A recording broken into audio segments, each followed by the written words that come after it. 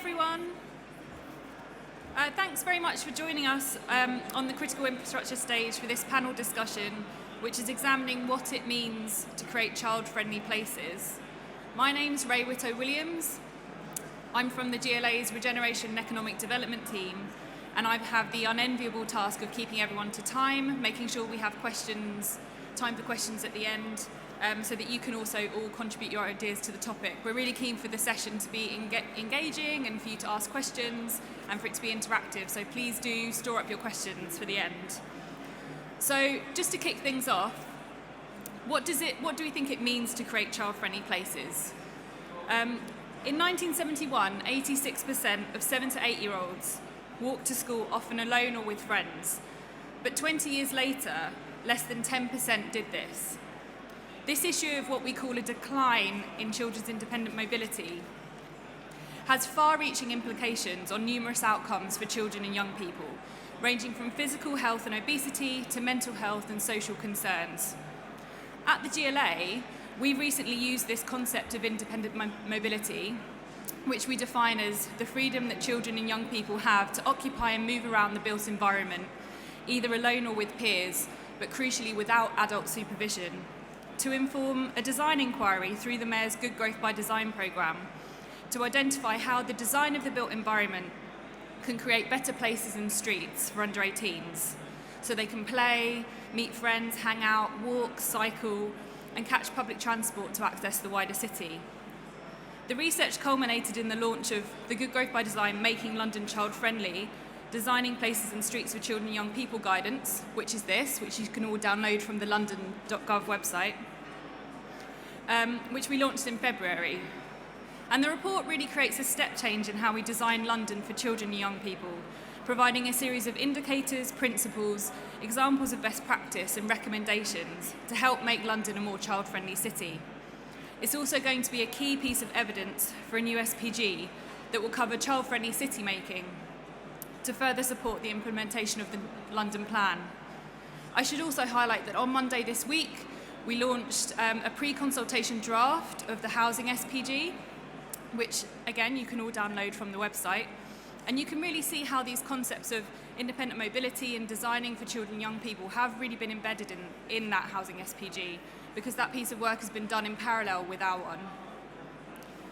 So in terms of creating child-friendly places, this report advocates for an approach to planning and designing cities that puts the requirements of young Londoners at the forefront, shifting towards a more strategic and holistic approach to the design of the built environment. It sets out how we can think differently about the city and its effect on how young people develop and behave. But I think most importantly, it highlights that whether at the scale of the street, the neighbourhood or the city, we must move away from an approach that is just about play provision and embrace the potential of London's urban environment to plan and design spaces that put children and young people first. So now on to our speakers. We have a brilliant selection of people for you to hear from this afternoon. I'll introduce them as they come up for their speaking sections. But first of all, I'd like to introduce Philip Glanville, who's delivering our keynote for this session. Philip has been the Mayor of Hackney since 2016, and in 2018, he made a public pledge that Hackney would become a child-friendly borough, which has led to the development of an emerging child-friendly places SPD. I should also highlight that Hackney were featured as a borough case study for our report that we recently did at the GLA because of all the really fantastic work they're doing, kind of interdepartmental approach on this subject. So I really couldn't think of a better person to deliver the keynote for this discussion. If you could all join me in welcoming Philip to deliver his keynote, that would be great.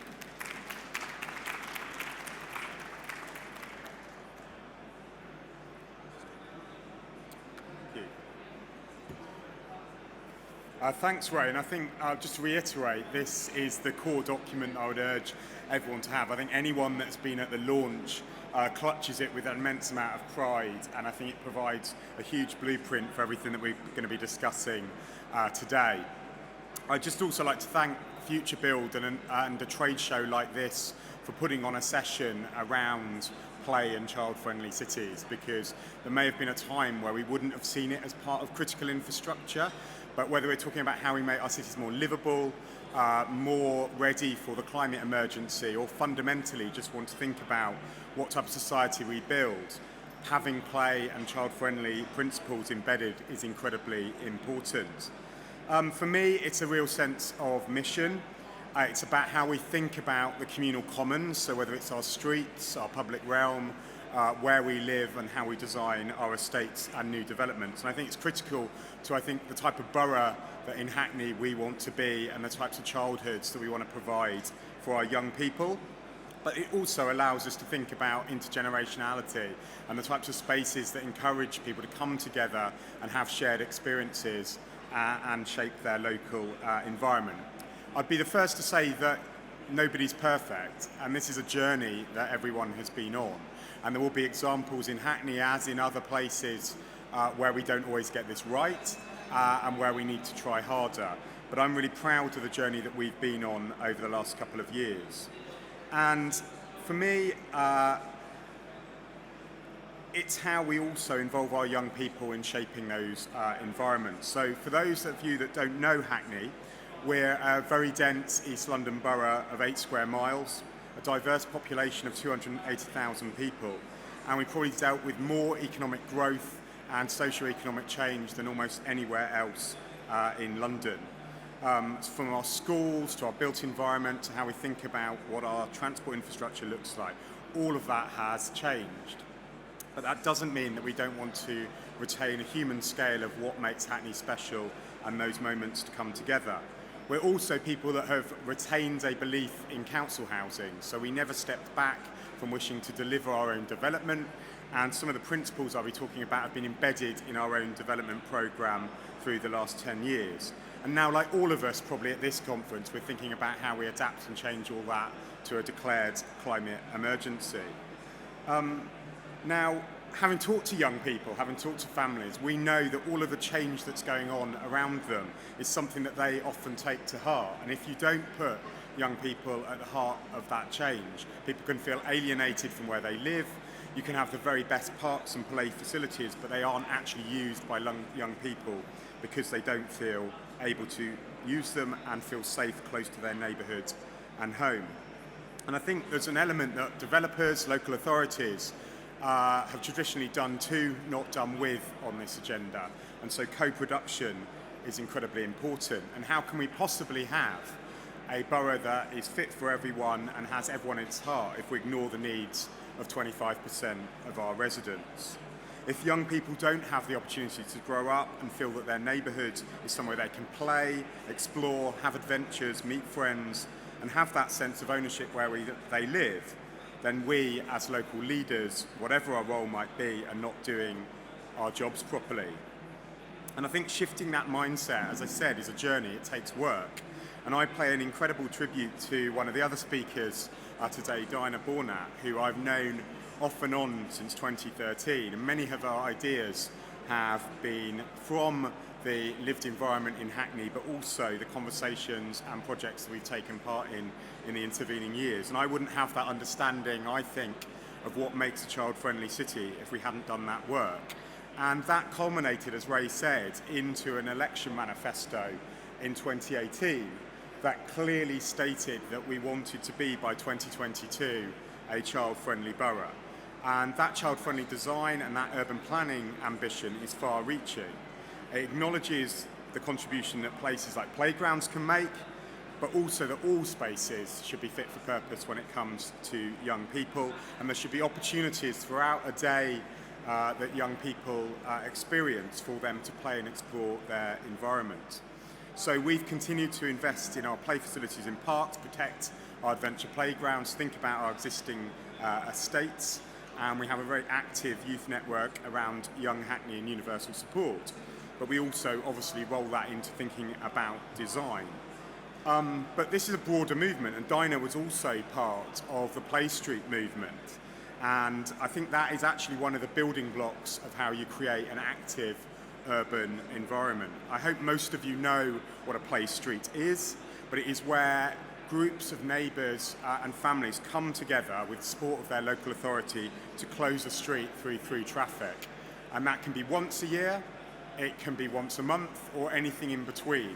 And it's a really important opportunity to think about what our streets and roads and communities are for and reclaiming them for the community.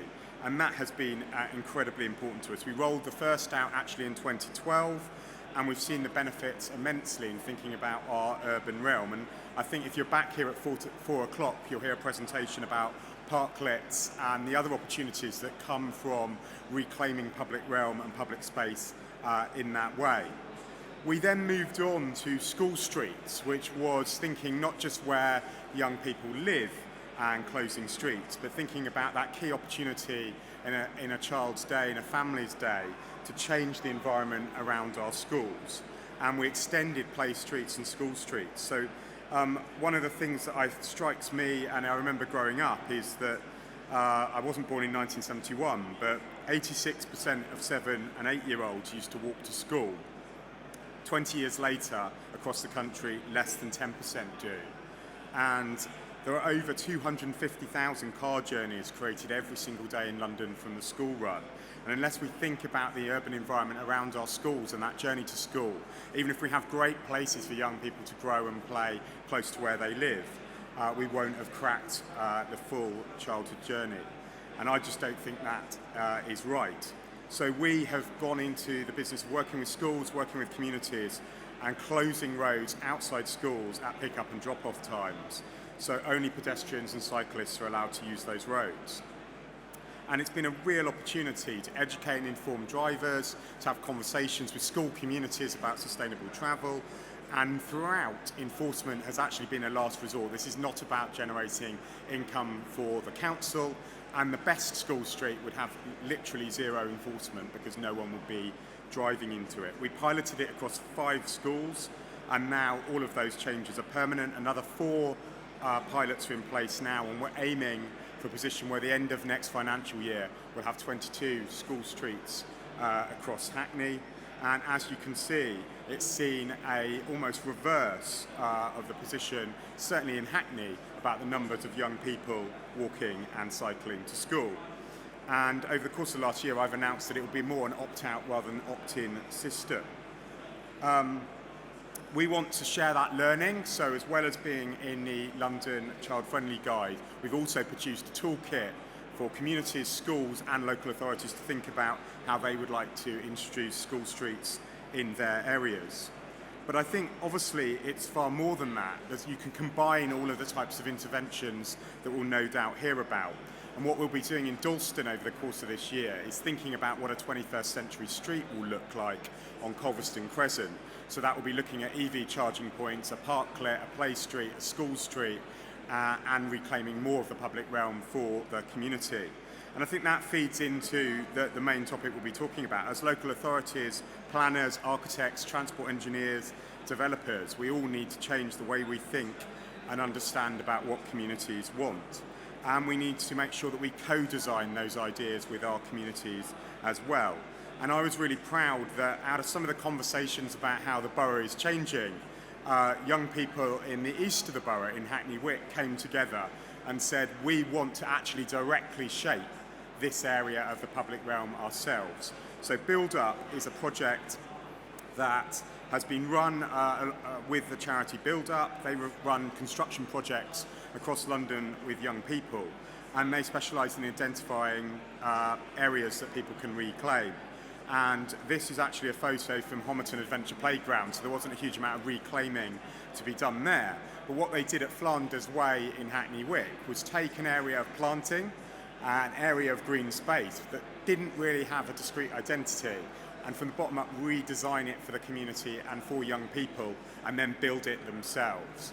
And it had a tremendous impact on the local community. You had people stopping, having a conversation about what that space was.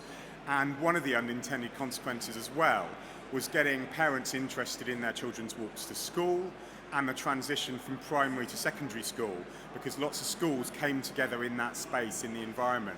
And now it is a space that actually works for young children, their families, but also older children. And I think it's great that people will be coming together around that space. We've taken some of those principles into redesigning our parks as well. And in Shoreditch Park, we've engaged over 1,600 people, many of which young people, in completely redesigning a park for from the bottom up, £2 million worth of investment going into that area. And I hope that just cantering through some of the interventions that we've made, you can see that it is a journey, that lots of things can contribute to a child-friendly borough or city. But actually you also need a guidance document that brings together these themes, and that's why I think we're really proud to be part of the GLA's document. And while we are thinking about what our own Hackney supplementary planning document would look like, that would provide really clear guidance to anyone developing in the borough to think about making their areas child-friendly. And there's 5 priorities that we are thinking about in this piece of work. And it also needs to make sure that it is something that really thinks about the shape of development to come. Our local plan has been numerous years in the development, and we were able to do some tweaks at the very end about inclusive play, but actually we know we want something that has real legal weight. So it will specify the child-friendly design principles that we want to see. It will work with that local plan around inclusive child-friendly places. It will have policies on the public realm, social and community infrastructure, thinking about health and well-being, livable neighbourhoods, and of course play streets, thinking about that golden thread in a child's life across all of those areas. It will highlight really good quality existing social infrastructure and methodologies, and bring together a best practice guide to design and illustrate design principles. Once adopted critically, as will the GLA's document, it will become a material consideration in planning decisions, influencing all future plan-making processes. And we want to make sure that it's a tool that communities can use in Hackney as well when involved in the planning process. So parents and children and young people using that document when they're involved in any part of the planning aspect. And so having embedded in it principles around engaging children and young people in the planning process is absolutely critical to us. So in developing the SPD, you won't be surprised in hearing that it has involved co-production with our Young Futures Commission, our Youth Parliament, and other youth organisations in the borough, making sure it speaks to the young people that this report is designed to help shape the environment for. And people really want to do this.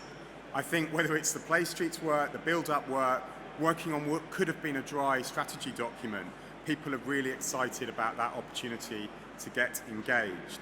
And young people also talk about the things that all of us talk about. They want somewhere safe, that's welcoming, that's clean, that's well lit, that's accessible, that protects pavements and cycle infrastructure, that allows them to have clean air, that gives them inviting and green and open spaces where they're felt to be welcome, not spaces that say you can't do this, you can't do that, you can't play here. And those playful encounters, I think, are just incredibly important in thinking about what we want out of the type of environment we will build. So, coming together, we have to create the opportunities for our youngest citizens to get engaged in this work. We have to work together to create the types of environments that we all want to see. And I think the SPD is an incredibly important document to do that. Some of the principles which we didn't have an SPD when we developed King's Crescent, but it does embody many of the things I think we're talking about and what would a more child-friendly development look like. So this is an estate regeneration and retrofit. It's being delivered by the council, but it has 2 really important elements for me. Completely tenure blind inclusive courtyards where play and intergenerational activities can take place, and a ready-built closed play street in the centre of the estate, which creates the opportunity for people not just that live on that estate, but are walking through to Finsbury Park or Cliffsdale Park to come and take those opportunities for formal and informal play. And we co-produce that very much with the residents on the estate. But we also learned some things. It doesn't really speak to an older cohort of young people. So the next phase at King's Crescent will embody a sort of 21st century Mooga cage and a new public square that will hopefully give a safe, in the heart of the community, place for older young people to play and feel their own. So they're not alienated from those other spaces. And all of the sorts of principles that I'm talking about are now going into further iterations of our estate regeneration. And I think it's one of the strengths of Dinah's work and this work is it isn't just about plonking infrastructure randomly across a development. There must be that sense of ownership. It must be within desire lines. It must be close to where people live. Otherwise, they simply won't use it. And that's where I would say there will be examples in Hackney of previous Play Pathfinder work where you simply put equipment in the wrong place, no one asked for it, and hey presto, it's taken out within a generation. And those are the sorts of mistakes that we can't afford to make in a time of austerity. And so I would just finish. I'm incredibly grateful for being on such an illustrious panel, convened by Future Build and the GLA.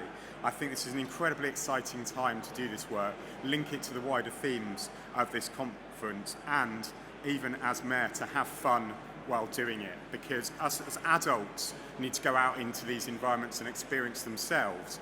And rather than seeing adults sitting on the edge of playgrounds on phones, smoking a cigarette, not being involved in their children's lives, if you create environments where adults also feel they can play their part, you'll have more active family and intergenerational environments. Thank you very much.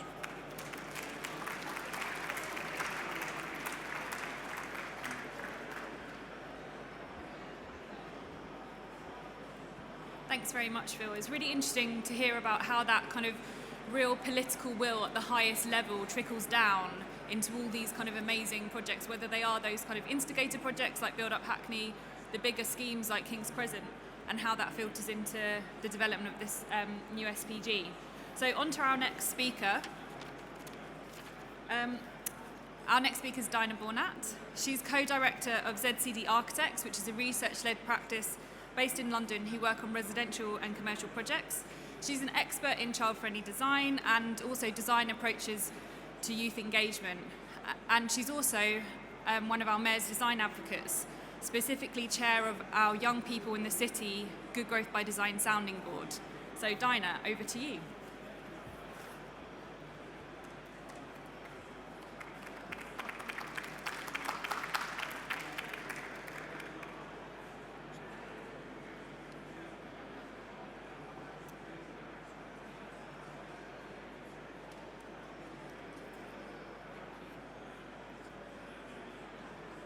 I do apologise, I'm reading from my notes on my phone.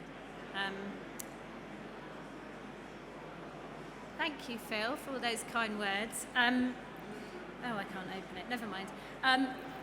I'm really delighted to be here today at Future Build, talking about something that's been kind of years in the making, and I think it's extremely exciting to have that story told back to me, because in 2016 we held an event in Haggerston with lots of professionals from across the development industry, and we set the challenge for Hackney to become a child-friendly borough by within 10 years, which would have been 2026. In fact, we called it #2026.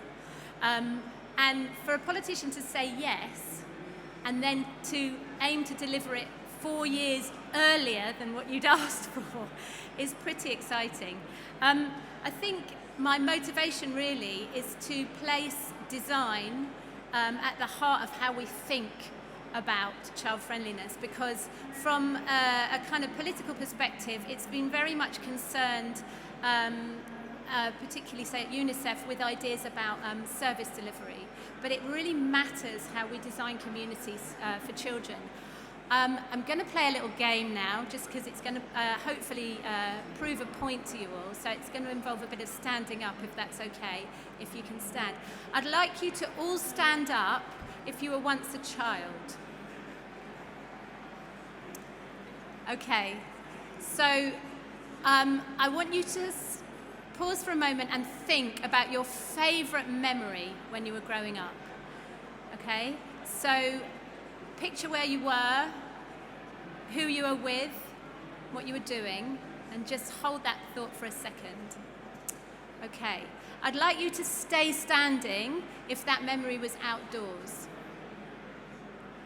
Okay, I'd like you to stay standing if there were other children present. And I'd like you to stay standing if there were no adults around. And now I'd like you to stay standing if there was an element of risk involved that could have resulted in some form of injury. Okay, well, just have a look around you. and see how many people are still standing up. I think just as a final question, I'd like you to stay standing as well if that didn't take place in a playground. Right, so just have a look around and see how important it is that we think about these spaces that these memories may have taken place in. And you can have a seat again now. This is a lovely photograph taken on an estate in Hackney near us called Christchurch Estate, which is fairly low density. It was built in 1977, but it's a fantastic example of spaces where children and the rest of the community can play outside very, very easily because there's space right outside their front door. And it has an incredibly high level of play. It's an extremely desirable place to live. And the stories that you can gather from children and adults who've grown up on that estate will probably echo some of those favourite play memories that you've had. So why are we making this mistake? Well, as architects and planners and developers, we often have thinking about this place-based provision. We're thinking about where does the playground go? Housing, playground, tick, done. Well, if your favourite memory wasn't in a playground, that's not the right way of thinking. So I want you to start thinking in a different kind of way. What's useful about this guide that Ray's shared with us today is that it gives us four very simple principles to look at. Policy, which is really important, and I'm really excited as well to read the new draft for consultation housing design guidance. I did a quick control F on it yesterday when I got hold of it, and there are 60 mentions of the word child in that document. Now that's really significant because I read a lot of these documents and I always do a controlled F. Child picks up children, obviously. In the National Planning Policy Framework, they are mentioned twice. That's our future generation, and we're not thinking about them if we're not talking about them.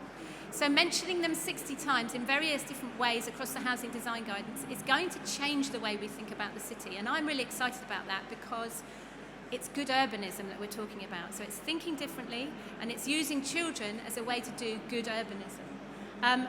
Policy is for the job of the politicians and people like me who help and work with them. And it's also for the rest of us really are going to be thinking about design, management and participation. All three of those things from the outset of a project are really critical. How's the space going to be managed? How's the community going to come together here? What are the service charges going to look like? And how are we going to involve them from the outset at a very strategic level? So we do that, and I'll come to design in a minute, in our participation work by asking children and young people to think about that favourite memory as a child. And what you'll find is that actually they do share very similar memories. Those memories which may be kind of hurtling down a hill or playing on a beach by yourself without any adults around, or throwing wet sponges at cars that are driving past. I've heard lots of different ones which are quite fun, climbing over garage rooftops. They're still going on. And we need to talk and listen to children because they will tell us that they're still going on. We just have this kind of sort of blind spot for childhood, if you like. They can analyse and look at spaces based on their own lived experiences really well. They can think about those ideas about freedom, about safety to get around, much better than you might realise. So it's about not thinking about participation in terms of let's get them in to help design the playground, because that's not going to get it right. It's about what is your life like? How do you move around this space? Turns out teenagers are particularly good at telling you what a local neighbourhood is like. They have grown up there. It may seem like a long time ago to them, but they were very recently and still are children. They can tell you very well how it operates in every single nook and cranny if you just start to listen. So these photographs are taken from two different projects, one with Lend-Lease around the HS2 development and another on a housing renewal project in Kingston. So we can look at existing and then we can look at proposals based on these principles, and it works really well. Very excited in Hackney to be working on the de Beauvoir estate and to be coming back to work with children in the local school who were instrumental in developing the research that sort of fed into the housing, the Child Friendly Cities report.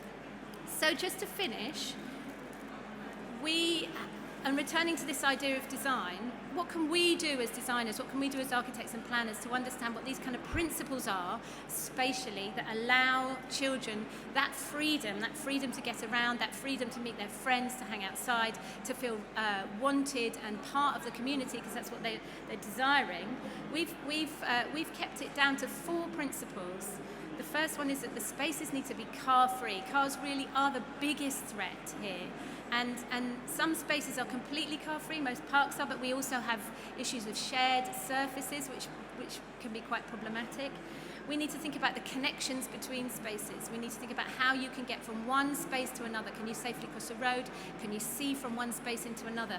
That allows children that freedom to roam. We need to think about access, we call it, and that's really, it's doorstep play. Doorstep play isn't just for small children. Doorstep space is for everybody, and doorstep spaces where you can meet your neighbours need to be on your doorstep. They can't be 100 metres from your doorstep. That's not doorstep space. So we need to really question some of those principles, I think, that we've been holding on to for a while. And then finally, overlooking. I mean, Eyes on the Street, which I've just on Monday had flagged up to me by the Youth Parliament, I think, in Hackney, because they were saying that's actually a bit of a creepy phrase. So we've been going on about Eyes on the Street for ages and how wonderful it is from Jane Jacobs, but maybe it is a little bit creepy, and maybe just having these conversations about the way we use language and the way we assume that it's a really good idea doesn't always come across well. So we've got lots to do on this. It's an incredibly exciting time. It's brilliant to be working with Joe on projects as well, on big bits of city. But we have lots more to do. We need to do lots more listening. We need to think about some of the intersectional issues like gender, girls not using spaces as much as boys, about teenagers and how they're vilified, people with ASD, for example, people who don't feel included in spaces where we might assume they do. So really exciting times, really early days, but lots more to do. Thank you.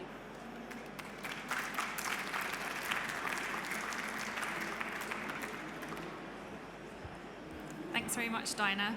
On to our next speaker. Johnny Anstead is founding director of Town, a developer with a focus on delivering well-designed and sustainable homes, streets and neighbourhoods. Town was also the developer of the wonderful Marmalade Lane co-housing project in Cambridge, which is also featured in our report. And that project has won numerous awards for its innovative approach to delivery, community ethos, but most importantly, child-friendly design. So please join me in welcoming Johnny.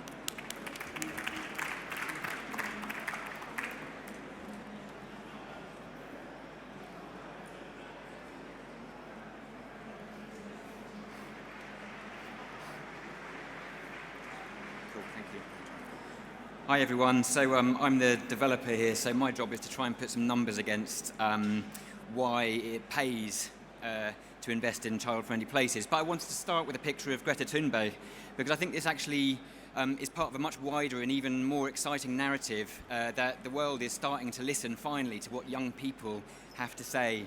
And I'm going to come back to that later. This is how we in the built environment usually create places. It's absolutely, if you are wanting convenient doorstep parking as your only and first priority, it's heaven. If you're a child, it's pretty dismal, because imagine playing a game of hide and seek in that space. Just, this is business as usual, and the problem is that house builders can easily see the value in parking. You can sell a car parking space, but we really struggle to understand the value of creating places that are better for children. So I just wanted to share with you some insights into Marmalade Lane and the scheme that we've been working on for the last 4 or 5 years. For those who don't know, it's a co-housing scheme in Cambridge, and we've worked alongside a community of people who wanted to live in this, in this different place that allowed us to do things in a bit of a different way. A quick overview of the place that Marmalade Lane is. So. Firstly, that the houses and flats are arranged in terraces around the edge of the neighbourhood. There's a minimal amount of car parking, and it's located to the edge on the east of the neighbourhood. And there's no car parking in the middle of the scheme, and that's really what I'm going to show has made a huge difference. There's a common house, which is a shared asset, basically a building that enables people to spend time together, eat shared meals, do laundry, and has some spare rooms. At the heart of the scheme, there's a large shared garden, which comprises a stand of mature trees, a wildflower meadow, and a vegetable patch. And then running through the scheme, there's a lane, which is called Marmalade Lane, which really is like a street just like any other, with one difference, which is that people are always welcome, but cars are generally prohibited. These are our customers. Most developers wouldn't see these as our customers because they don't drive cars or control the bank account, but they are actually our customers. And this was them when we started to do the groundbreaking at Marmalade Lane. They've grown up a bit now, it's a few years later, but we went back last week to ask them what they thought about their place now they've had a chance to live there for a year. And so I'm just really going to go through some of the quotes that they gave us. At my old house, I couldn't just jump over the bushes to Pippi's house because there were big fences. So the layout of Marmalade Lane doesn't really have tall fences and walls, and kids are able to go everywhere pretty freely. In my old house, I couldn't just play with Ismay, it had to be arranged. And because of the fact that everybody knows one another reasonably well, it means that kids have got a bit more freedom to schedule their own play dates. I like playing with all the kids in the lane. There are no cars. And the lane is a phenomenally interesting place because every time you go there, there's something different happening. This day, when I went there, was I took a photo of some goalposts. Another day, there was a boxing punch bag. Another day, there was a rabbit hutch. And when Dinah went, there were people on space hoppers zooming down the lane. And it's really the fact that there are no cars that allows all those things to happen, whatever they might be. We meet up before school and then we cycle together. The kids know each other and they can be a little bit more independent because of that. I never play in my own garden. I can get away from my brothers and sisters, and that's a really important one. Kids like their families, right, but they don't want to spend their whole time with them, and yet modern family housing is exactly that. It assumes that everybody's nuclear family is all that kids want, but they want to be with their peers. We play hide and seek in the bike sheds and in the trees, and you can see why. They're fun places. There's a bit of risk, and they're amongst nature. And finally, I like going on my bike with Liam, and Liam likes going on a bike with me, and I didn't used to be able to play in the road.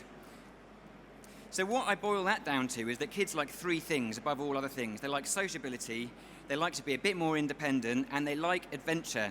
And what, contrary to estate agents, they don't like is they're not really that interested. None of them mentioned the inside of their homes and how big their net sales area was. None of them mentioned ensuite bathrooms, surprisingly. Nobody mentioned high-quality German appliances, and nobody mentioned off-street parking for convenience. Kids just like the stuff that we all ought to like. And yet, what are we investing in? I did a quick analysis of the land take of Marmalade Lane and the adjacent plot, which is much more orthodox, because land is the most expensive thing that we as developers have to deal with. So what you do with land tells you everything you need to know about what we're investing in. I then put just a little edge around and measured the space that in each scheme is given over to car parking and car circulation to get to that parking. As you see in Marmalade Lane, there's a small area over to the east of the site. For the adjacent housing plot, it's basically the whole middle of the neighbourhood. And then I broke it down just into a really simple measure. And this is the telling thing, right? At Marmalade Lane, 47% of space is given over to shared, fun, child-friendly outdoor space. In the more orthodox development, that's 3%. At Marmalade Lane, we have 12% car parking land take, and in the rest of Orchard Park, we have an average of around 38% of space given over to car parking. That is more than is given over to the housing itself. We literally value cars more than we do ourselves. It's mad. And actually, if you look at a place which is worth about £2 million per hectare, that means that as soon as you purchase the land, you then reinvest about £800,000 back into creating car parking spaces before, just in land alone.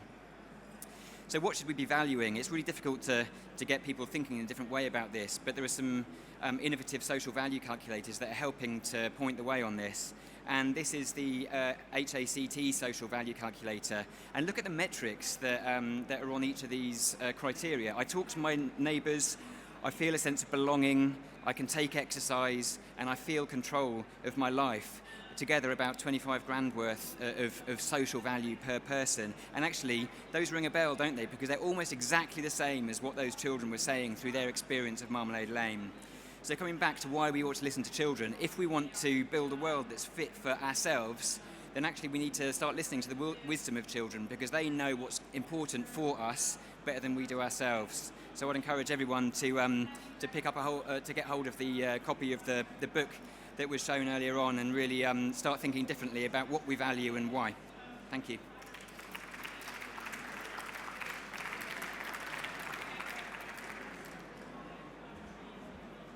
Thanks very much, Johnny. So finally, on to our last speaker. Joe McCafferty is director at Levitt Bernstein and has extensive experience in delivering and designing innovative housing and promoting the importance of design quality through her role on various design review panels across London. She is also co-author of the acclaimed second edition of the Housing Design Handbook, which was published in 2018.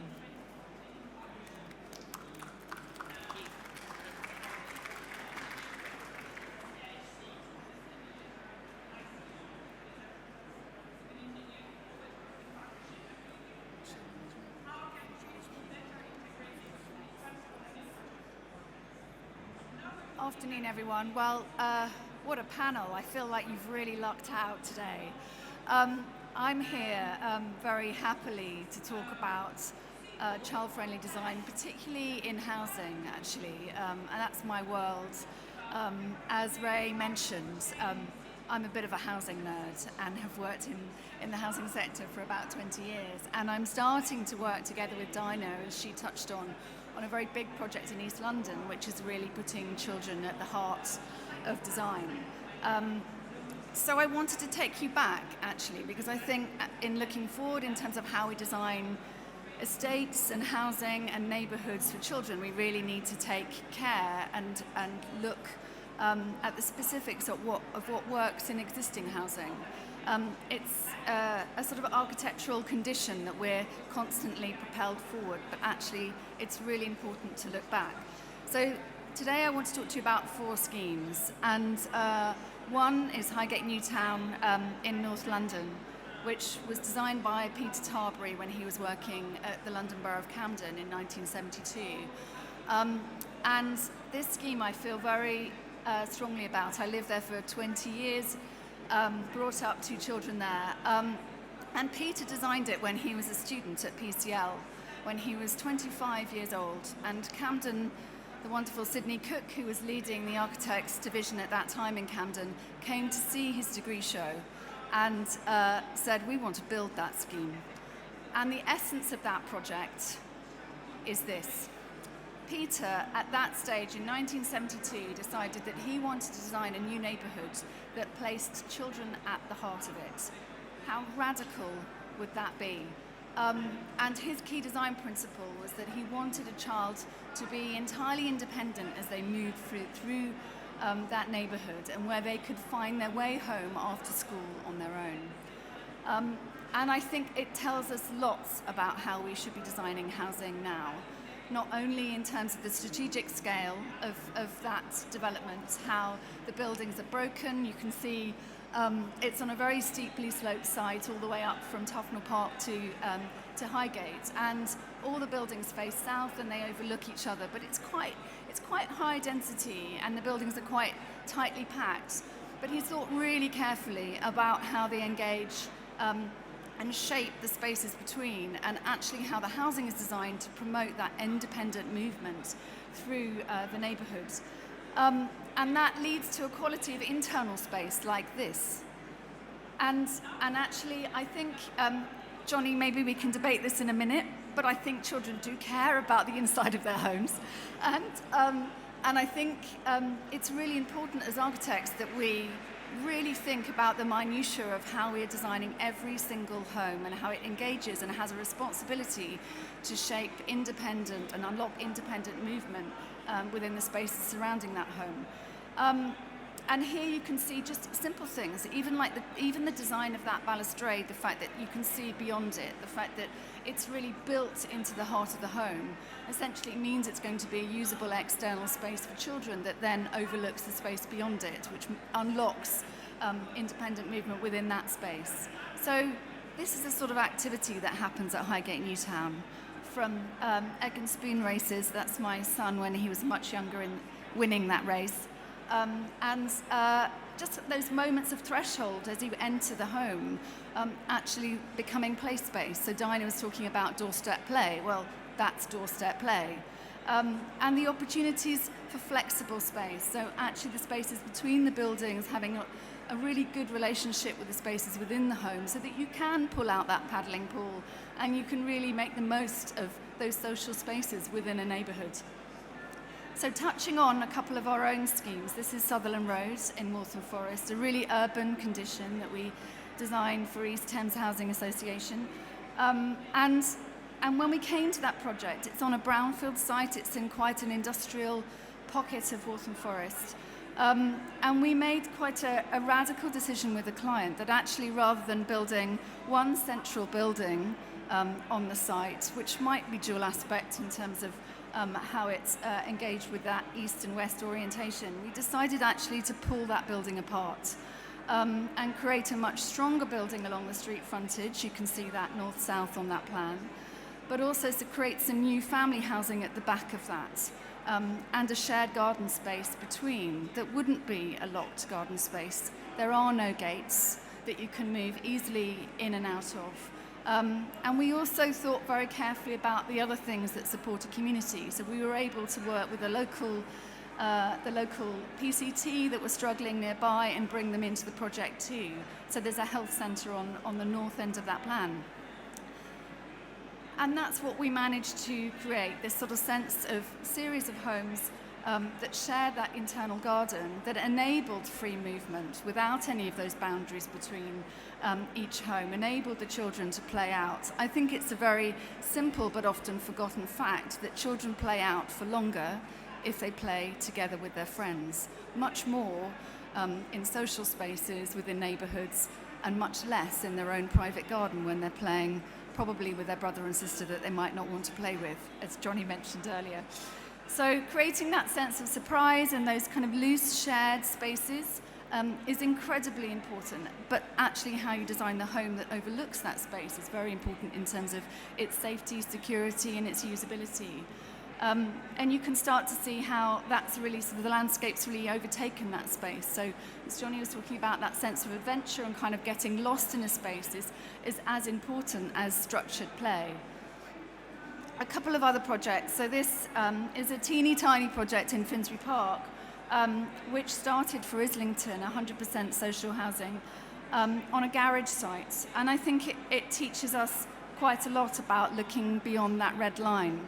And we were able to engage with the community there that also lived in a tower block next door, a 10-storey tower also owned by Islington, that we discovered through working on the garage site adjacent was really overoccupied.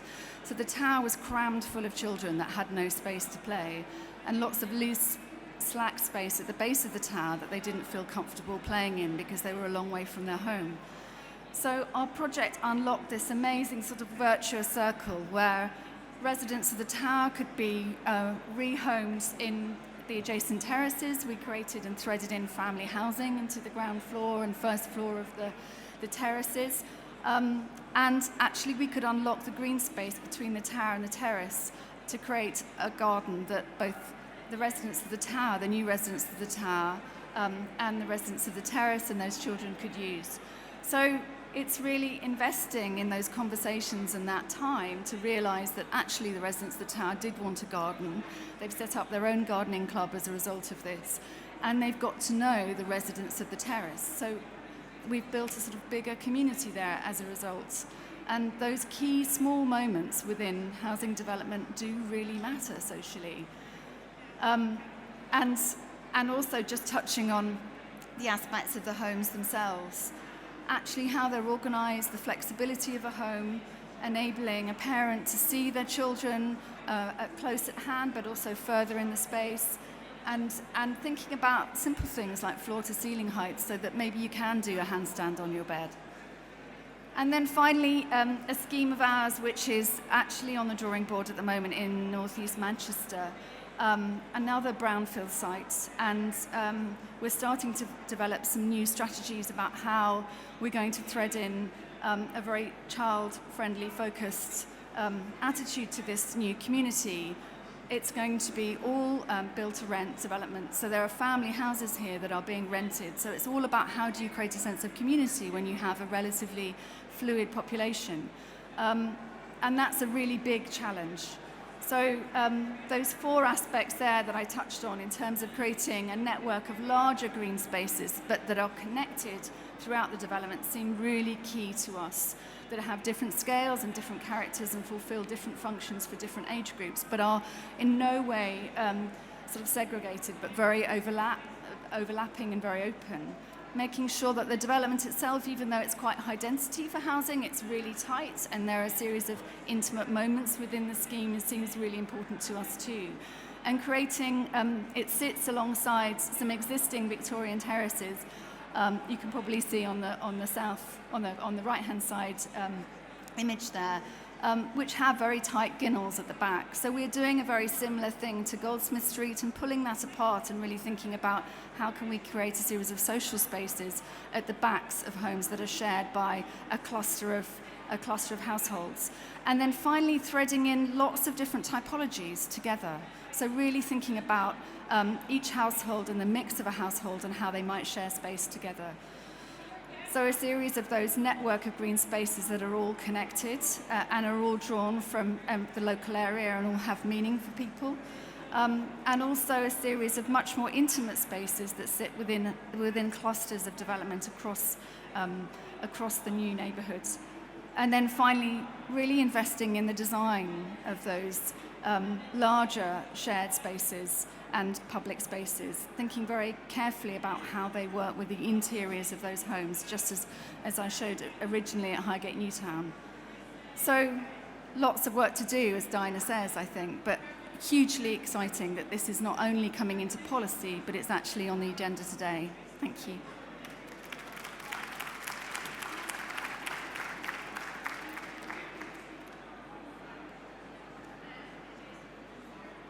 Do you want to? Hello? Oh, yeah. Thanks very much for that, Joe. So we have about 20 minutes or so for questions. I have quite a few questions after that, so I will start us off, but it would be really great to get some good questions from you guys.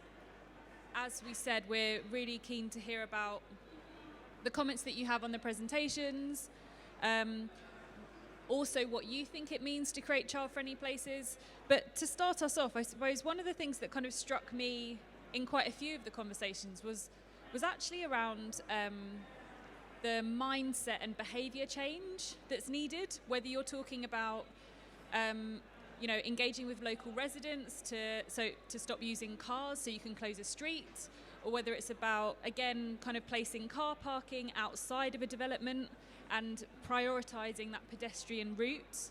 And I just wondered whether some of you might be able to share kind of those approaches to how we go about that behaviour mindset change in people that actually, think that they need to park their car outside their house. Like, what does that mean? How do those conversations come about? I mean, it doesn't have to relate to cars, but I think it's a really important part of it, because even when we think about children's independent mobility, there is that whole aspect of, the parent being the person that gives the child permission to be outside and be independent. So that whole behaviour kind of change seems to be a really important part of it. Is this working? Yeah, okay.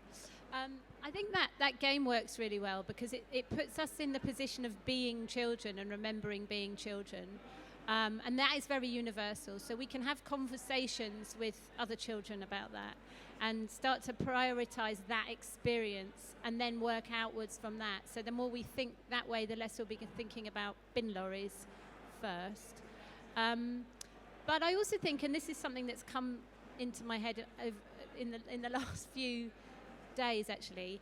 I think some really good work is going on in kind of cities and high density areas where there's low car developments occurring, and so we have less of a fight on our hands, if you like, about car spaces.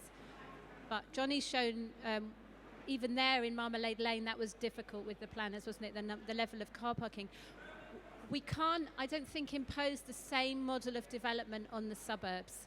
And actually, I was having a conversation, and I think this is where the key is.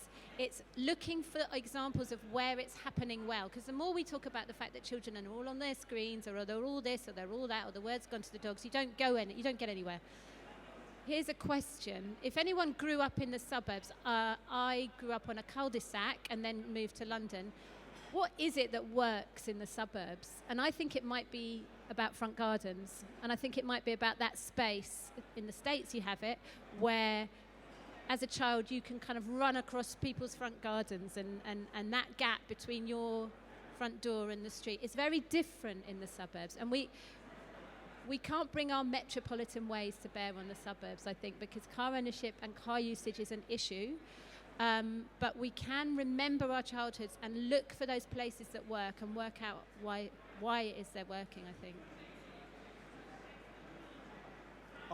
I think it isn't easy. I think that is one of the challenges. King's Crescent is a medium density estate near Finsbury Park. It's got decent transport links but not perfect transport links, and it had a lot of surface and subsurface car parking in its original design. And I remember lots of challenging discussions about the new developments there being car free, what the implications were if people moved out of the tower block and then moved into those new homes. Would they be able to grandfather their car parking across?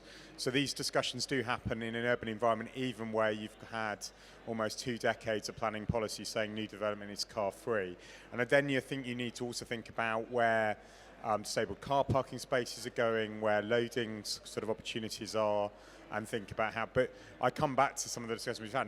Young people and often older, they don't design car parking spaces. We don't co-design car parking in the way that we're talking about co-designing public realm. And I think the things that people actually value once they get into the detail are not those sorts of spaces. But you do have to take people with you, and then I think you do have to show leadership afterwards. It's not a perfect, and whether it's a suburban environment, or a Zone 2 environment or Zone 1 environment in Hackney, it is still a very tricky discussion and debate. And I do think that the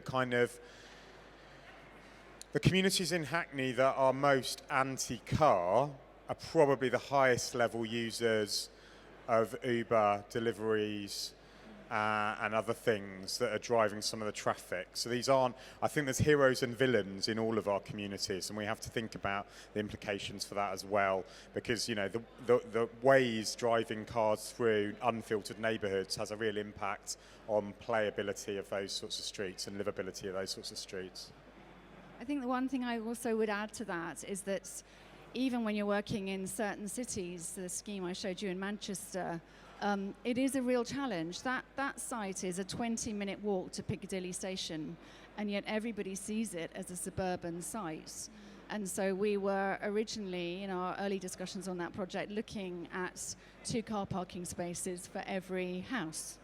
And I think actually sometimes you have to take a very principled position to start the negotiation. And now we're down to half a space per household, and that's been a real fight. But part of it is demonstrating what you get if you do that. So the impact of parking at that level on that development versus what actually the opportunity is if you reduce it significantly. So you, as an architect, you have to show them both diagrams. Well, I think car parking quantities are a problem, and that's everywhere.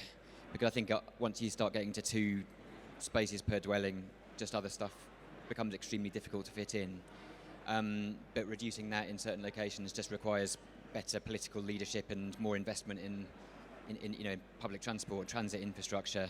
But I think actually there's something which is not about how many spaces or about how many cars per dwelling, but it's about decoupling cars from people's kind of making cars not a member of people's family is the critical thing. And because actually what we found, I think, in that comparison was that just putting cars all into a single location spatially was the biggest thing that we could have done. And actually you could still take that approach at slightly higher ratios of car parking, but they're still kind of into a single manageable location. But that requires the mindset to change in the purchasers' kind of attitude, because they're not going to have their car on their front drive anymore. And that is difficult to achieve because there's like £500 million of car marketing that goes into, that we all are subject to every year, and unpicking that is quite difficult. But on the other hand, I think that there's millions of years of evolution which make us really, really protective of our children. That is a really, really trump card for us. It's actually better than, that's a stronger message than the car lobby will ever have. And I think we should play to it really, really vigorously. Yeah, I think one of the things that struck me as well, listening to all of you talk from your various perspectives, was how actually so much of this is about the consideration of the neighbourhood. It's not just about the red line boundary of a project, it's actually about how that project sits within a wider neighbourhood, the community that's created, the interaction that's looking to kind of be fostered through that community, whether they're existing or new, and actually how that piece of architecture, public realm, whatever we're talking about, fits in and connects, stitches into what's already there. But my question before we open up to the floor is what you think what are the key moves and the key barriers to overcoming the kind of stereotypical approach to a project with a red line boundary? Whether it's from your different perspectives, how should we be approaching projects differently? Are there kind of key fundamental things? Is it about whether you're coming from the architect perspective, is it about getting the client on board? Or from the developer perspective, is it actually about those conversations with the planning authority? Like how can this be framed and kind of pushed forward in the most productive ways with that neighbourhood kind of approach? I think the first thing to do is not draw the red line, actually, and to make sure that the first discussion that you have with a client and a local authority doesn't have a red line on the page, and you're just talking about the place and the people. And then you can start thinking about, well, who owns what piece of land and how you might stitch it all together. But I think if you start with an OS map with a red line drawn on it, then you're never going to look at anything different. So Woodbury Down is one of the largest estate regenerations in London, near Manor House Station, and we're now on our third master plan iteration, but the middle master plan did a really important thing. It really increased density and viability, which made the project more deliverable, but it also said that the public realm, both green and urban, would be adopted and retained by the council as public space. And I think that changed radically the kind of environment that was created. So rather than lots of courtyards with gated play or gated sort of sales-based planting, you have lots of parks that connect different parts of the community together and create much better opportunities for all communities to mix and permeability through the estate. And I think that was a bit of a kind of radical shift for Berkeley Homes and Notting Hill Genesis as the end users of the estate, but also for the council as sort of recognising we're still going to have to retain a kind of public realm curation role, even though there's a stock transfer that happens over the life of the development. I think it's also really positive for affordability and accountability. You're not getting a service charge discussion that could see a really great piece of integrated public realm created and then end up being locked because you can't manage it properly or it's too costly to maintain in the way that it was co-designed at the start. And that, I think, has really helped some of our thinking. King's Crescent has similar principles. These don't sort of outsource your responsibilities as a public authority or play shaper to the end developer and user. Great. From a kind of specific point of view as an architect, I think we have a tendency to draw towards certain aims. So we will show... Joe's absolutely right. We need to think about the neighbourhood and go and walk around it and spend a bit of time there and listen to what people say. But we draw in terms of things that we think are important. So we will draw that movement diagram, we will draw the cycle routes, we will draw the road network, and we will draw the bus routes. So that's all about movement. In a sense, that's all about kind of economic activity. And then we'll draw the green spaces.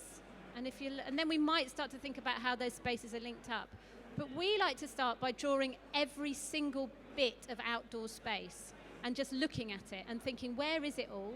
And what kind of levels of usability does it offer? Because green space is really, really important, but it's not the only kind of space. And I think what I'm really interested to watch on Marmalade Lane is that Marmalade Lane itself, the small road, is a small part of the open space, isn't it? But it's actually really intensely used, isn't it? Because it's where everyone comes out of their front doors. And that's not to say it's more important, it's just to say that sometimes we place importance in different ways. So we need to draw, as architects, these spaces and map and plan and just look at the Jan Gehl first life, then buildings approach. First children, then pedestrians, then life, then buildings. I think we have a gap in our strategic thinking at the forefront, which is really easy to fill with just some kind of different way of thinking. I don't know if it's a direct answer to the question, but something that came to my mind was that the way that we engage with communities when we're about to make any intervention, like make a development, is very, very kind of old-fashioned, and we talk to old people who have time to give up in the middle of the day to come to an exhibition, whose principal concerns would be about the value of their property, protecting from kind of overspill car parking, infringing their streets, and the impact on their GP waiting time. And I don't think I've seldom been part of a process that gets beyond those people and actually talks to local young people. So I think that having local authorities who kind of have active programs of engaging with young people, like your what was it called? Your Hackney Young Futures, the Urban Futures, or whatever it's called.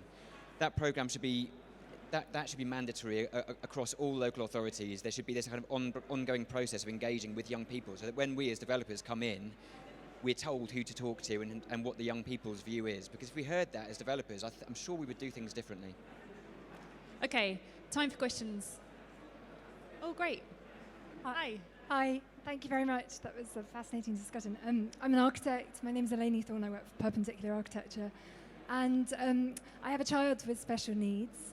And I kind of want to look at this slightly from an all-children perspective. Are there ways in which we as designers can cross-collaborate with other industries, such as forest schools, such as the education industries, which basically describe other things that our children need that they can't always tell us themselves? So yes, let's engage with them, let's ask them, but what other evidence base out there is there that we can capitalize on to help design our spaces directly for children's needs as well as for what they say they need? I think a really good resource is Playwork, because I'm just thinking about, there's an adventure playground in Islington that works just for children with special needs, and there will be others. And Islington is extremely strong, as well as Hackney, but in this particular instance, their adventure playground network is fantastic. There's a lot of really good knowledge about how children behave and use space within the Playwork sector, and that covers children of with different needs and of different genders. And I think that's what I've been really inspired by, particularly in my work, is listening to another sector, if you like, sort of play back the stuff that we need to know. Because you're absolutely right. I was actually in the town hall recently when we were talking about the the Futures Commission report, and one of the parents raised her hand and said that she finds it very difficult to visit a playground with her son who has ASD because she's being judged. And he is being judged by his behaviour, which is not dangerous, it's just not seen as normal. And I think that's really massively problematic, because if children are feeling not welcome in spaces because we think we've designed it properly, I think we've got a lot of listening and learning to do, I think. I think one other thing I would add to that is we've just started with Dinah, in fact, on this project we're working on in East London, to start talking to a specialist school who supports deaf children, and they are an incredible sort of outstanding school. And and how they orchestrate and designed a really, in a really tough urban environment, their external space is a real lesson in terms of how we might design public realm beyond that. So I think a lot can be learned from sort of engagement with specialist schools, the parents, the staff of those schools, and in this instance, an incredibly inspiring headmaster, to sort of see how you can draw out those lessons into the public realm. The next question. Hi, I was just curious as to this idea, I suppose, about overlooking as a thing that I guess also makes sort of parents maybe feel more comfortable with young children, but older children actually liking to get away, and there being some evidence that, you know, particularly older children are finding uses for some of the kind of dark corners, as it were, in many developments, because that's a good place to get away from adults. So where do you think the balance lies in that, in actually allowing for kind of exploratory play and overlooking? So like where I grew up, there were houses built around kind of courtyards and circles, so those were places in between houses where you could play that were overlooked, but you could also go out into the woods and not be overlooked. So what do you think the balance is? When we were engaging with young people in Milton Keynes recently, we were talking to 12 and 13-year-olds, and we were talking about what children would like to have incorporated in a scheme, and that they all found it extremely easy to articulate what they would have wanted when they were like 5 and 6 years old, i.e. amazing play facilities, overlooked, safe, green, all nice. They found it extremely difficult to say what they wanted as 12, 13, 14-year-olds. So what we saw with that group was that they were very bad at articulating their own needs, but they were very good at articulating younger kids' needs. And what they did say about what they liked to do was that they liked to go to McDonald's, where I think it's quite private, warm, cosy. You can sit in those booths. Nobody's judging you in McDonald's as a teenager, and you can sit kind of minding your own business and nobody minds you. And I just wonder whether there's a way of deprivatising that whole kind of phenomenon, actually creating McDonald's type of spaces that offers the same kind of degree of privacy, little nooks and crannies where teenagers specifically can just hang out and not be judged by people and not be seen as sort of troublemakers just because they're loitering in public space. And we actually need to, I think at the moment, a lot of our narrative is way too focused on, well, relative speaking, too focused on the younger kids and not enough focused on those teenagers who've got real needs.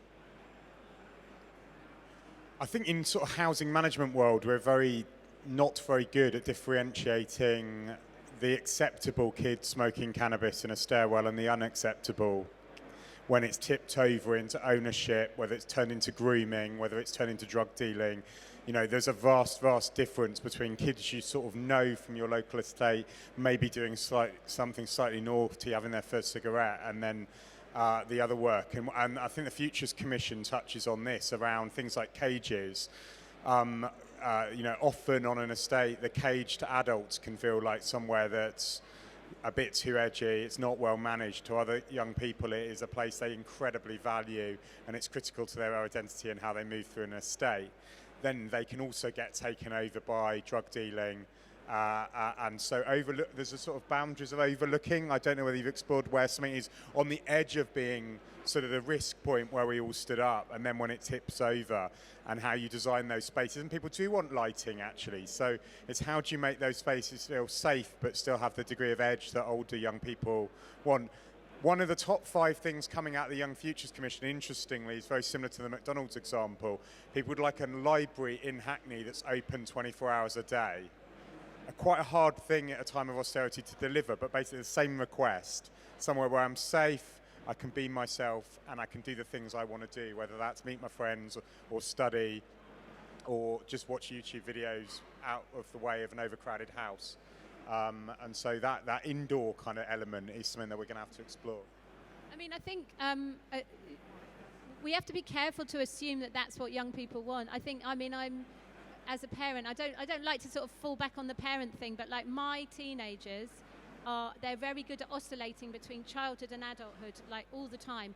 They do value spaces that are well overlooked. They want to be part of the community. They don't want to be hiding in dark corners. I think that's a real misconception. They do want to have the independence to get around, and they do want study spaces where they can work, and so they want quite a wide variety, and they're a really interesting group to engage with because they have the highest level of trust with developers and local authorities than any other age group. And that's something to hold on to because the moany old people, I might be in that category, they're not going to give you the best responses. But let's listen to what they say, because actually the hanging out on the stairwells is about being close to home. The hanging out on just outside your front door on the deck access, gallery access at 8 or 9 o'clock at night when the younger children are in bed is their space. So, it's about making them feel welcome and making them feel, making their visibility important, I think. I think we have time for one last question, as we've kind of started slightly late. Thanks. Hi, my name's Sean Curtin. I'm giving my comments as a parent. It's very stimulating to hear about all these green spaces Marmalade Lane you were creating, but most of us actually don't live in those spaces, and we have to get to the parks and things. And one of the issues which I see is how do you get from them, because a lot of parks are by major roads and you have to get round. When my kids, I have a 12-year-old and a 17-year-old, they walk to school, we used to designate the routes, which we used to call sort of green safe ways, which took slightly longer but meant that there wasn't so much traffic, it was easy to get round and you could get into a park.